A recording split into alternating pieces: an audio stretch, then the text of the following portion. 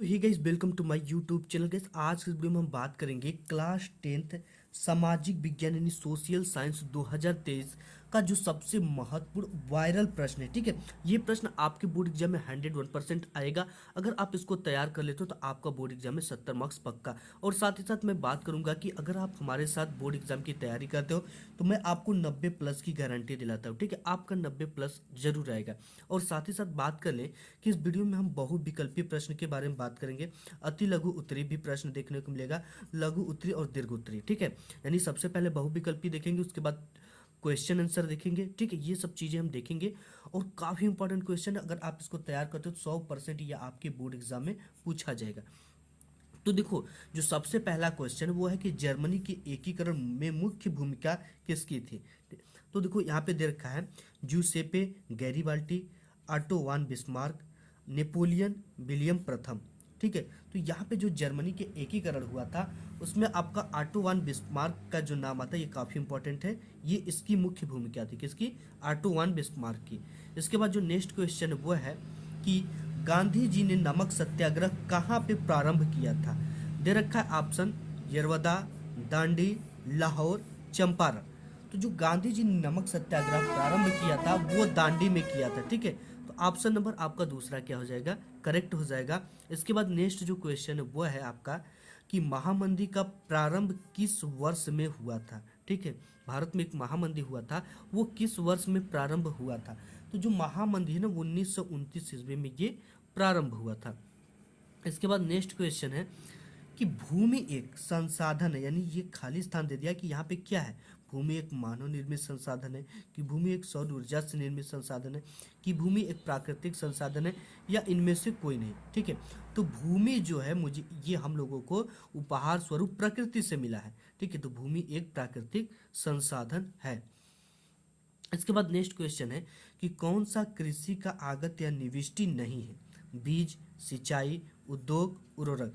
देखो, कृषि करने के लिए हमें बीज की भी जरूरत पड़ेगी, सिंचाई की भी जरूरत पड़ती है और उर्वरक की जरूरत पड़ती है। तो ये बोला कि क्या इसमें निविष्टि नहीं है, तो उद्योग जो है ये कृषि के लिए नहीं है, यानी ये वाला ऑप्शन आपका करेक्ट हो जाएगा और ये सब ऑप्शन जो है ये रॉन्ग हो जाएंगे। ठीक है, तो आपका ये वाला उद्योग जो ये कृषि के अंतर्गत नहीं आता है। नेक्स्ट क्वेश्चन देख ले। नेक्स्ट और काफी इंपॉर्टेंट जो ये है बहुविकल्पी प्रश्न। दीर्घ की निम्न में से संचार का माध्यम कौन सा है। संचार जिसके माध्यम से दीर्घ है दूरदर्शन, रेल सेवा, जल सेवा, वायु सेवा। ठीक है, तो जो संचार का माध्यम है वो आपका क्या है? दूरदर्शन। दूरदर्शन से हम समाचार देखते हैं, न्यूज़ देखते हैं, ये सब चीज़ें जो संचार का माध्यम है वो हमारा दूरदर्शन। ऑप्शन नंबर पहला क्या है? करेक्ट है। इसके बाद एक क्वेश्चन है कि भारतीय कृषि के पिछड़ेपन के किन्हीं 5 कारण को लिखे। ये क्वेश्चन आप समझ जाओ कि आपके बोर्ड पेपर में ग्रांटेड प्रश्न है, very very most important question, क्योंकि ये आपकी बोर्ड एग्जाम के पेपर में बिल्कुल छप चुका है। ठीक है, ये 2023 के पेपर में आपको देखने को मिलेगा 101%। ये क्वेश्चन आपको जरूर आएगा बोर्ड एग्जाम में। तो देखो, जो भारतीय कृषि के पिछड़ेपन के 5 कारण है वो बहुत निम्न कारण है कि कृषि की वर्षा पर निर्भरता। भारत का लगभग जो 70 से 75% किसान है वो कृषि पर निर्भर करता है, तो सारी वर्षा पे निर्भर है। ठीक है, अगर बरसात होगी तभी ये 75% किसान अपने फसल को उगा पाएंगे, अदरवाइज अगर बरसात नहीं होती तो यहाँ पे ये क्या करेंगे? अपने फसल को नहीं उगा पाएंगे।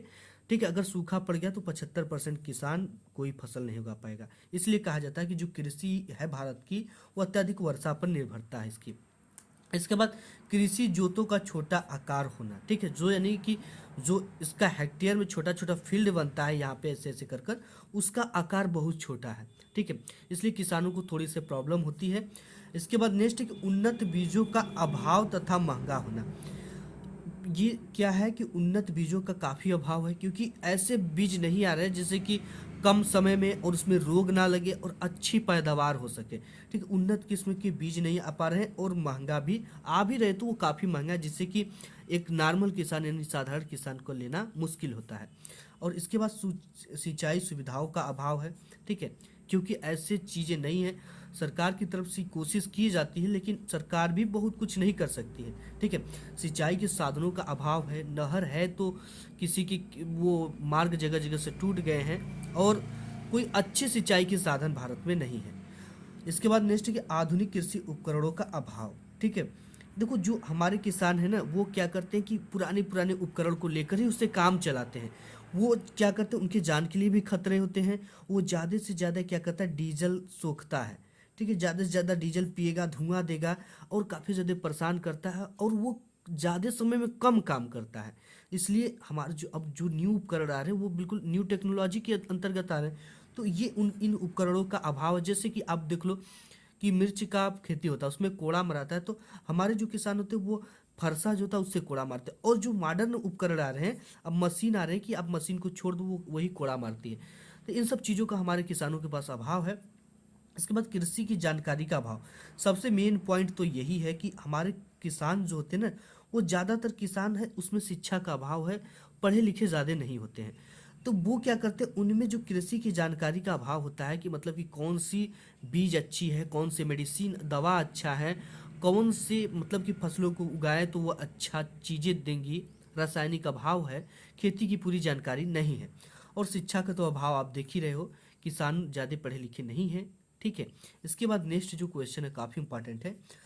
भारतीय वनों की प्रमुख विशेषताओं का वर्णन कीजिए। काफ़ी इंपॉर्टेंट क्वेश्चन है कि भारतीय वनों की प्रमुख विशेषताओं का वर्णन, यानी कि भारत में जो वन पाए जाते हैं उनकी क्या विशेषता है। देखो भारत के जंगलों में जो वन पाए जाते हैं, विभिन्न प्रकार की वनों की उपलब्धता होती है। ठीक है, यानी कि यहाँ पे लंबे भी पेड़ मिलते हैं, ठोस पेड़ मिलते हैं, पटरा बनाने वाले पेड़ मिलते हैं, और कई प्रकार के पेड़ मिलते हैं जैसे जड़ी बूटी, औषधियाँ इत्यादि प्राप्त किए जा सकते हैं, यानी विभिन्न प्रकार के वन मिलते हैं। और आर्थिक संपन्न वन संपदा है। और जो ये वन है ये आर्थिक संपन्न संपदा है। ठीक है, क्योंकि इससे सरकार क्या करती है, बड़े बड़े उद्योग व्यापारियों को बेचकर इससे अपनी क्या करती है, आर्थिक मदद ले लेती है, आर्थिक संपदा बना लेती है, इससे पैसे कमा लेती है। ठीक है। इसके बाद है वन्य जीवों से समृद्ध वन। और हमारे पास भारतीय वन जो है वो वन्य जीवों से समृद्ध है। इसमें कई प्रकार के जीव पाए जाते हैं। ठीक है, तो इन सब चीज़ों से ये क्या है, समृद्ध है। इसके बाद क्या है, प्रजातीय विविधता। यहाँ पे कई तरह के पेड़ पाए जाते हैं, ये नहीं कि केवल लंबे ही पाए गए। ठीक है, यहाँ पे लंबे भी पाए जाते हैं, जिस तरह के पेड़ों की आवश्यकता हो, लंबे चौड़े मोटे सभी तरह के पेड़ भारतीय वनों में पाए जाते हैं। ठीक, नेक्स्ट क्वेश्चन देख लेते हैं, काफ़ी इंपॉर्टेंट है क्वेश्चन, जो है काफ़ी इंपॉर्टेंट है, ये वेरी वेरी इंपॉर्टेंट है। और आपके ये बोर्ड एग्जाम में 101% पूछेगा। ठीक है, क्योंकि बहुत ज़्यादा इंपॉर्टेंट है, बहुत बार रिपीटेड क्वेश्चन है ये। दे रखा है कि बहुउद्देशीय नदी घाटी परियोजनाओं से आप क्या समझते हैं, इसके उद्देश्यों का वर्णन कीजिए। अब देखिए इसके नाम से ही स्पष्ट हो रहा है, बहु यानी बहुत, उद्देशीय यानी उद्देश्यों के लिए, नदी यानी नदी तो आप जानते हो। ठीक, इसके नाम से ही स्पष्ट है, यहाँ पे आप देखोगे कि बहुउद्देशीय नदी घाटी परियोजना। ठीक है, जिन नदी घाटी परियोजनाओं के द्वारा एक ही साथ अनेक उद्देश्यों की पूर्ति होती है उन्हें बहुउद्देशीय नदी घाटी परियोजना कहते हैं। ठीक है, यानी कि जिन नदियों के द्वारा एक ही समय में अनेक उद्देश्यों की पूर्ति होती है उन्हें बहुउद्देशीय नदी घाटी परियोजना कहते हैं। ठीक है, यानी बहु यानी कि बहुत सारे उद्देश्य, यानी उद्देश्यों के लिए, जिस नदी का निर्माण बहुत सारे उद्देश्यों के लिए किया जाता है उसे बहुउद्देशीय नदी घाटी परियोजना कहते हैं। इसके बाद इसकी नदी परियोजनाओं का उद्देश्य क्या है। देखो आपने एक नदी ये बहुउद्देशीय नदी घाटी परियोजना बनाया। ठीक है, तो इसके लिए क्या बनाया जाता है, एक बांध बनाया जाता है। बांध में क्या किया जाता है, जल को संचय किया जाता है। ठीक है, जल को संचय करने से क्या होता है कि आपका बाढ़ नियंत्रण होती है, इसमें मत्स्य पालन होते हैं, इससे बिजली उत्पन्न होती है। ठीक है, बिजली आपको या विद्युत उत्पन्न होती है। विद्युत हमारे घरों में आती है, हम घरों से बहुत सारे काम करते हैं। तो यही चीज़ है कि इसका क्या क्या उपयोग है। सबसे पहले तो इसका पानी जो होता है बांध में इकट्ठा किया जाता है, जिससे ये टरबाइन पे गिराया जाता है। टरबाइन पे गिराने के बाद उससे बिजली उत्पन्न होती है, और वो जो टरबाइन पे पानी गिरने के बाद जो व्यर्थ जाता है उससे हमारे क्षेत्र में नहरों की पूर्ति की जाती है। ठीक है, नहरों में पानी दी जाती है, जिससे हमारे किसान उससे सिंचाई करते हैं। अब देखो इससे जल विद्युत उत्पादन किया जाता है।